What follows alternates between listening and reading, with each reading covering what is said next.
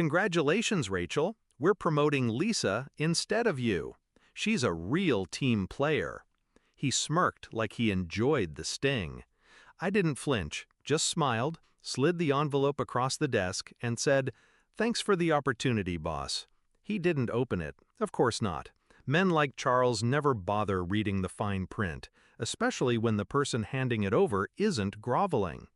I turned, heels clicking like punctuation marks down the hall. Lisa was waiting outside his office, grinning. She thought she won. She had no idea she'd just inherited a time bomb. 3 months earlier, I still believed in hard work, loyalty, integrity. I stayed late, hit every metric, even mentored Lisa when she was flailing. I backed her when others said she was careless. I protected her. And she thanked me by slipping into Charles's office every other Friday and whispering in his ear about my attitude. I caught on when I noticed a change in his tone, the way he stopped looking at results and started scanning for mistakes. The questions became pointed, the meetings colder. The final clue came when I overheard Lisa laughing in the break room. She doesn't even know she's training me for her own job. I stood just outside the door. Something inside me cracked. Not loudly, not violently, quietly, like ice shifting beneath calm water. I didn't confront them. I started listening more, noticing more. Charles used a company card for dinners that weren't logged in our system. He handed out personal favors, event tickets, vendor gifts, without reporting them to compliance. Lisa? She was sloppy. One night I watched her upload a report using my login. She thought I'd left for the evening. That's when the plan began. I stayed silent. I played my part. Sweet, efficient Rachel. While behind the scenes, I collected screenshots, transaction records, calendar logs. I built a file, a quiet fortress of facts. Then I made copies of everything and had them notarized, time-stamped, and stored across 2 encrypted drives, one with my lawyer, one with HR's ethics hotline, scheduled for automatic release. But the piece de resistance? That came last. The envelope. The one I handed Charles when he told me I wasn't enough. Inside it was my formal resignation letter. Polite, professional, and stapled behind it an itemized summary of every policy violation I'd discovered. Each footnote cross-referenced to a supporting document.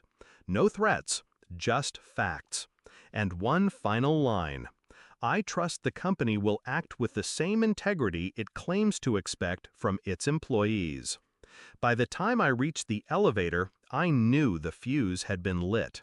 What followed was silent chaos. Charles didn't respond right away. He probably thought he could bury it, like everything else. But when HR received the package I'd scheduled for delivery 48 hours after my resignation, the storm hit. Internal audit, emergency compliance review, expense cards frozen, access logs pulled. Lisa's promotion? Revoked before her new email signature went live. I watched it unfold from a distance. People underestimate how powerful silence can be when you know exactly where the bodies are buried. The final confrontation wasn't loud. It wasn't public. That would have been too easy. It happened on a Friday, 3 weeks later. I was having coffee across the street from the office. Same window seat, same time I used to clock in. Charles walked in, suit wrinkled, tie undone. He froze when he saw me. I smiled. He sat down without asking.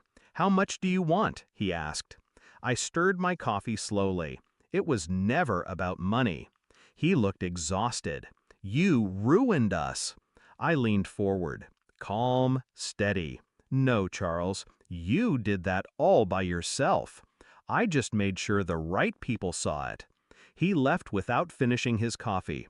2 weeks later, he was gone, resigned. Lisa, too. Though word was her email login was disabled mid-meeting. Me? I started fresh, a new firm, higher pay, better ethics. But more importantly, I walked in on my own terms. Sometimes the cleanest revenge doesn't make headlines. It doesn't scream. It whispers through systems, moves in shadows, and waits for the perfect moment to reveal its face. They thought I was just another girl grateful to be invited to the table. What they didn't know, I was building the table from scratch, and I made damn sure they'd never get a seat again.